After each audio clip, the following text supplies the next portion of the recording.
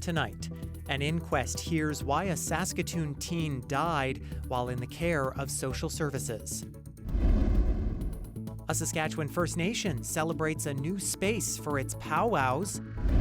Ready, set. And we take you to the Canoe Kayak Championships in Regina. This is CBC Saskatchewan News.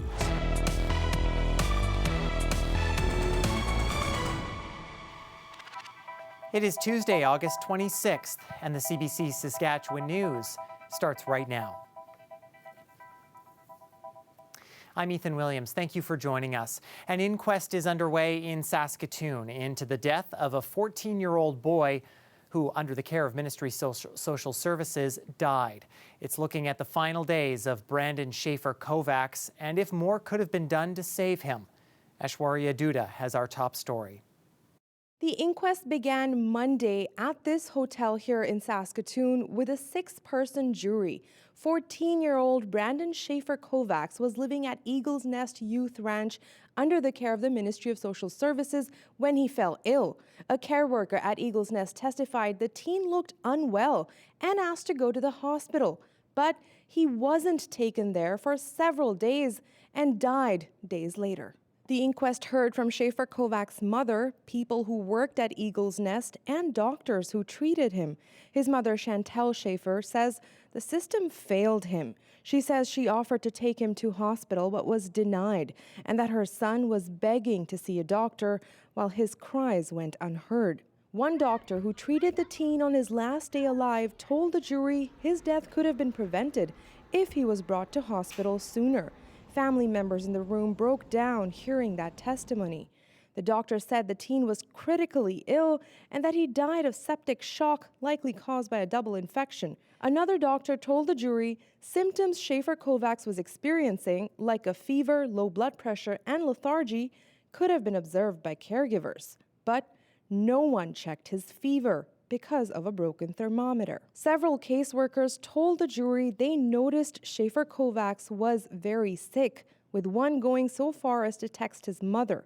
One worker testified she raised concerns that he should be taken to hospital and that there were staff shortages, no working thermometer, and limited access to medication at Eagle's Nest.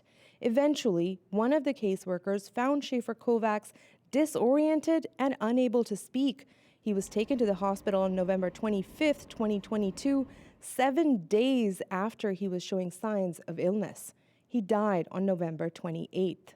3 witnesses are left to testify as of Tuesday afternoon. We'll find out if the jury has any recommendations on Wednesday. Schaefer Kovacs' family hopes to get a better understanding of what led to the teen's death and ensure this doesn't happen to any other children. Aishwarya Duda, CBC News, Saskatoon. The provincial and federal governments are teaming up to put money into Saskatchewan's victim services. That includes a new justice center for kids in southern Saskatchewan. Alex Kozrowski has that story. This is a brand new space in Moose Jaw where kids who are victims of abuse will come to be interviewed. It comes through both federal and provincial funding, and its purpose is to give kids a safe space while authorities investigate crimes that may have been committed against them. As we look at the challenges of today, there's many supports we can afford families. That's what's really, really important. And this is one of those tools that we put in place with the collaboration of the province. Little Oak's opening was announced on Tuesday. The exact location of the facility is a secret to protect victims' safety. The federal money that went to the center is a part of nearly $500,000 allocated to Saskatchewan's victim services. The sad reality is that these types of offenses occur all across Canada, and this community was a prime location to set up a facility like this. The work was already going on, but we're able to open this facility, which offers the services in a much more trauma-informed way. It's a collaborative approach. There's space for children and their guardians to be interviewed, plus a small kids' play area and workspace for police officers. It's now the 3rd Child and Youth Advocacy Center in Saskatchewan that's funded by both the feds and the province. The others are in Regina and Saskatoon. A 4th one operates in Lloydminster, but it's not funded by Ottawa. Alex Kozrowski, CBC News, Moose Jaw. Saskatchewan's Privacy Commissioner says Prairie Spirit School Division should stop collecting students' social insurance and health service numbers. That's just one of the recommendations Grace Hession-David has made after her office reviewed a cyber attack that happened at the school division late last year. The data of nearly 30,000 students and more than 4,000 teachers was exposed as a result. David says the division's use of student data software PowerSchool also played a role. She says the company should have deleted student data after its contract with Prairie Spirit ended in 2022. Prairie Spirit says it is now reviewing the commissioner's recommendations. Construction has now begun on a new joint-use elementary school in southwest Regina. It's being built on the western edge of the city's Harbour Landing neighborhood and will include both a Regina public and Catholic school. It is expected to ease capacity pressures on the already existing Harbour Landing and St. Kateri joint-use elementary school in the area. We actually have approximately 400 students right now from this community being bused across the Louvain there to other schools, and we are so looking forward to being able to welcome them back into their community school. The school is set to accommodate up to 500 Regina public and 350 Regina Catholic students. It will also include 90 new childcare spaces. The school is expected to open in the fall of 2027.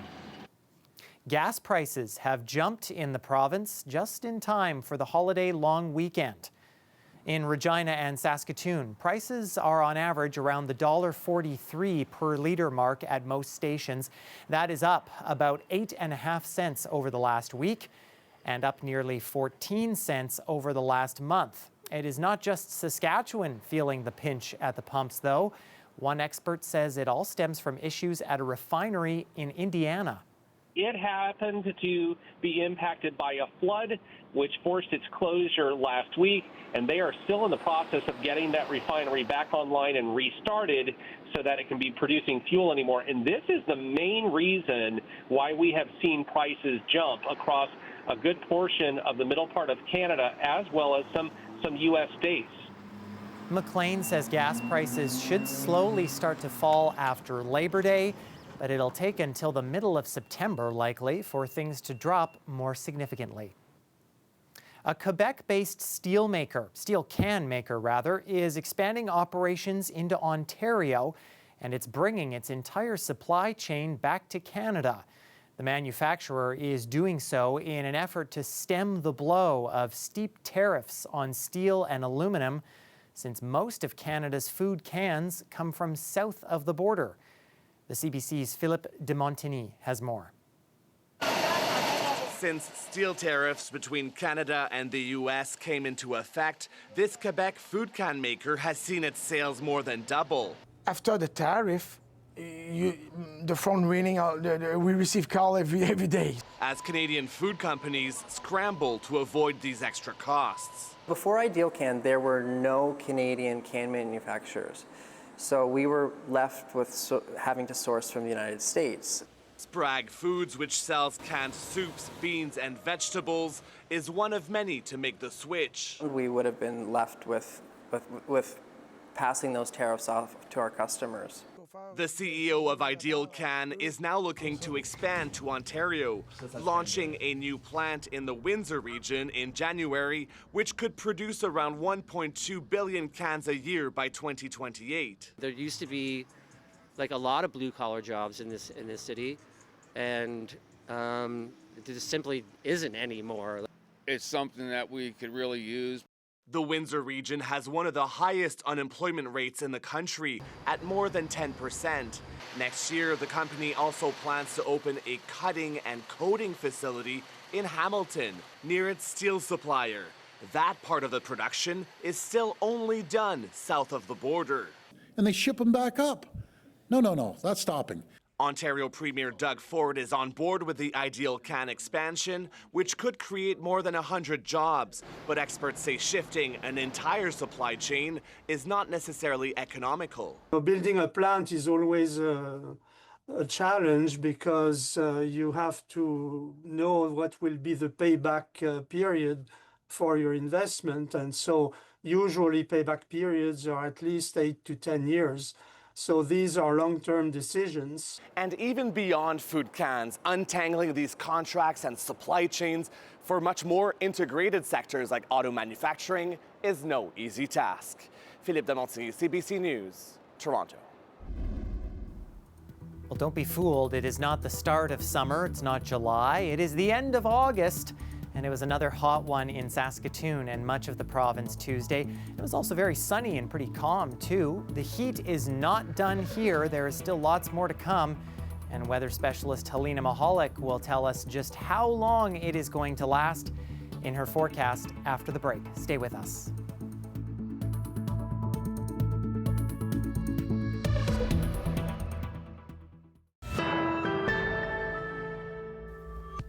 Welcome back. Muscowpetung Saulteaux Nation, northeast of Regina, has held its first outdoor powwow in a brand new arbor, a structure where powwows are held. And as Louise Big Eagle reports, it's an arbor that has won awards for its design. Muscowpetung Saulteaux Nation has a brand new arbor designed by an architectural company. It was officially opened along with a flag raising, drummers, and an opening prayer song to welcome the community. The band says it wanted to take a different approach when it decided what to build. We gathered our powwow community, we've gathered our leaders, our elders, and we selected an architect based on some previous work that we had done. And that architect was able to gather a vision and make it a reality. And the structure you see here today is that work, that great work from our community, our leadership, our elders. We all had a part in designing this beautiful structure. More than a dozen powwow committee members have been fundraising for the powwow since December. Donna Okiwihau says it's been emotional seeing it come together. But as a community member, she's excited for this moment. Oh, it's a sense of pride. You know, I'm proud of my nation. We've come a long ways, you know, from long ago, watching our nation come and thrive, you know, and I'm very proud of this, and it's exciting to see the first grand entry to come in, so it's pretty emotional too, because I'm a very emotional person, so I know I'm going to cry. Brad Pickard works at Oxbow Architecture, the firm that helped design the arbor. He says it's not his first arbor design, but it is the biggest. He said the structure itself embraces indigenous technology that has a history. It's Douglas fir for the structural elements. We did use spruce where possible, which is locally sourced out of Saskatchewan. You can see that it's a nail laminated timber panel that's used for the roof, so it's a really low technology, high strength, using local material. Ajikude said they aren't done yet with the new powwow arbor. We in the future have plans to put some solar panels on here, and the energy that's created from that will be able to power half the community. But also we have a water system drainage phase that's incorporated that we're going to be able to water an orchid close by. So that's kind of the extra benefit to it. Members say it's an exciting time for their community to dance, to celebrate, and to heal. And they welcome anyone who'd like to come and enjoy the arbor in the future. Louise Big Eagle, CBC Indigenous, Muscowpetung Saulteaux Nation. Well, it was an eerie scene in the skies over Arizona Monday. A towering dust storm moved over parts of the Phoenix region, plunging the area into near zero visibility. Drivers were urged to pull over and flights were delayed, and it was quickly followed by a severe thunderstorm. It is known meteorologically as a haboob. It happens when thunderstorms produce downdrafts, picking up dry, loose sand off the desert floor, creating a wall of dust.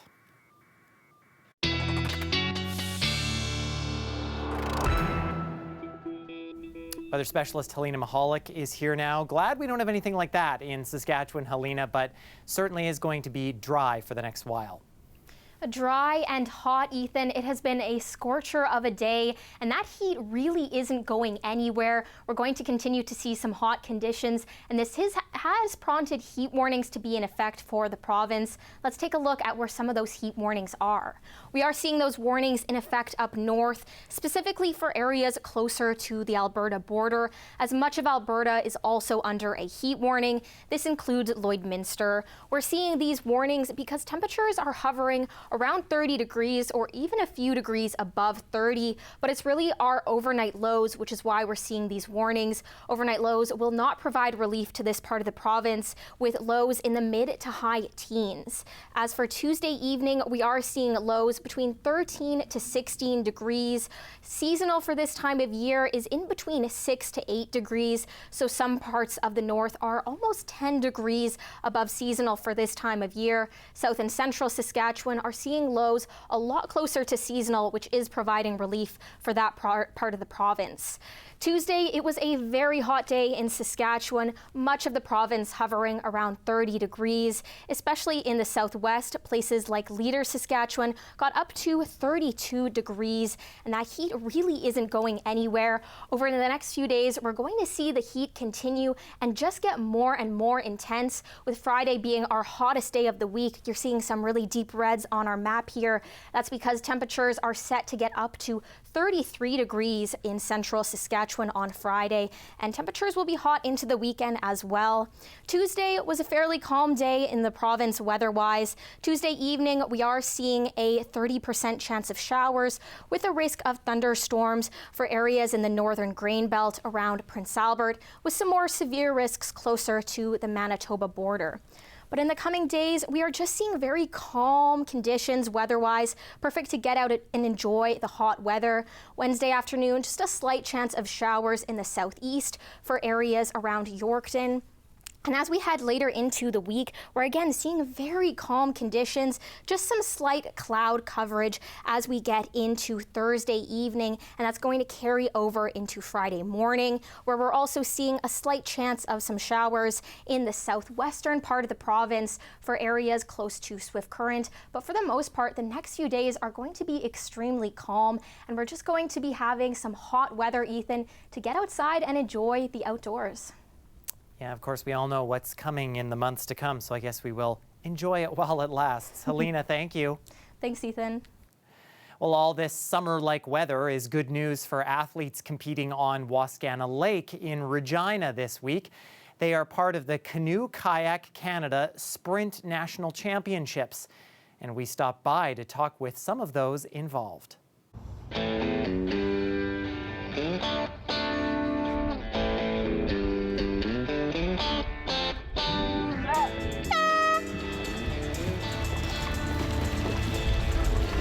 It's nice to be on my home lake. Like, it's a little less nerve-wracking than to be in a completely new place without having to adjust to a time zone and be in a different hotel room and stuff like that. It's pretty nice. Sometimes when you're racing so far from home, maybe there necessarily isn't a whole bunch of people cheering you on, somewhere like out east, but the home field advantage is you can have a whole bunch of people cheering you on. Wascana, we don't have a huge club per se, like some of the other clubs here, but we're pretty closely knit. It's like all of us, we're always there, we're always doing stuff. I'm trying to podium in as many races as I can, place the best that I can, race my hardest, try and get some PBs. It looks pretty calm out there. The 200 meter this morning, it was just a heat, so I'm going through to the final this afternoon, and then I have a 500 meter race later this afternoon as well. Pick it up! Go up! If you've ever been in a kayak, I feel like most people in Canada have been in like a kayak or a canoe. These boats are a little bit different, but just try it out. You never know. Maybe you'll be really good at it and you could come to these events. You can always stop if you don't like it, but I started and fell in love with it, and I've been doing it ever since. Well, you could say it's a love story after all. They've been the world's best known item And now they are the world's top trending engagement. Yes, in case you've been living under a rock, let me be the first to break the news to you that singer Taylor Swift and football star Travis Kelce are indeed getting married. They made the announcement on social media on Tuesday, and 20 minutes later, it registered 1.8 million likes. Swift and Kelce have been dating since 2023. I guess that is how you get the girl. Stay with us. We're back after the break.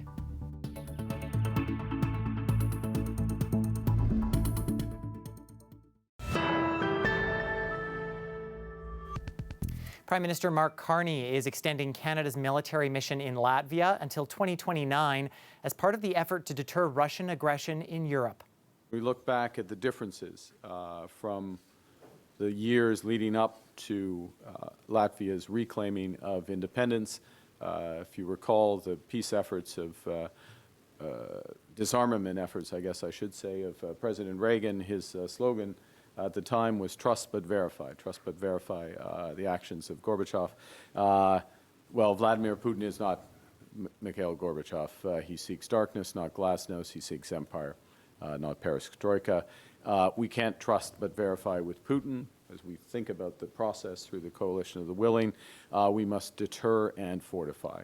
For Canada, Carney made the announcement in Latvia's capital, Riga, where he is meeting with the country's prime minister, part of a trip to strengthen ties with European countries. There are now 2,000 Canadian Armed Forces troops in Latvia as part of Operation Reassurance, which is Canada's biggest overseas mission. The troops have been there since 2017 to strengthen the defense of Europe's eastern flank and to deter Russia from invading Baltic countries.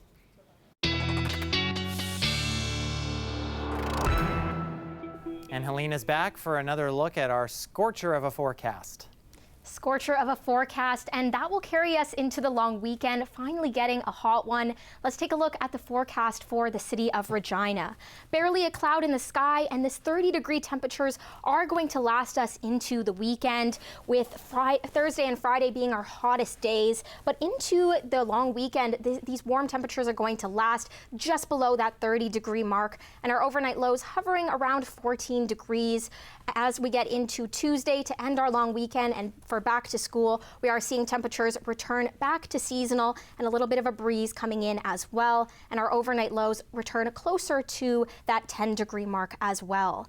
Saskatoon is even going to be slightly hotter. The sun is going to be out all throughout the week, and definitely Friday and Saturday will be our hottest days, with temperatures maybe getting as hot as 33 degrees, but it's going to last into the long weekend as well. And Tuesday we see those temperatures drop down, and our overnight lows will drop closer to 10 degrees as well. The rest of the week we're seeing closer to 14, but Ethan, it is going to be a gorgeous week.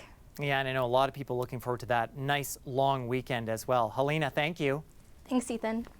And that is our news for this Tuesday. For news anytime, you can always head to our website or subscribe to our YouTube channel. And you can also download the CBC News app on your smartphone or tablet. Thanks so much for watching.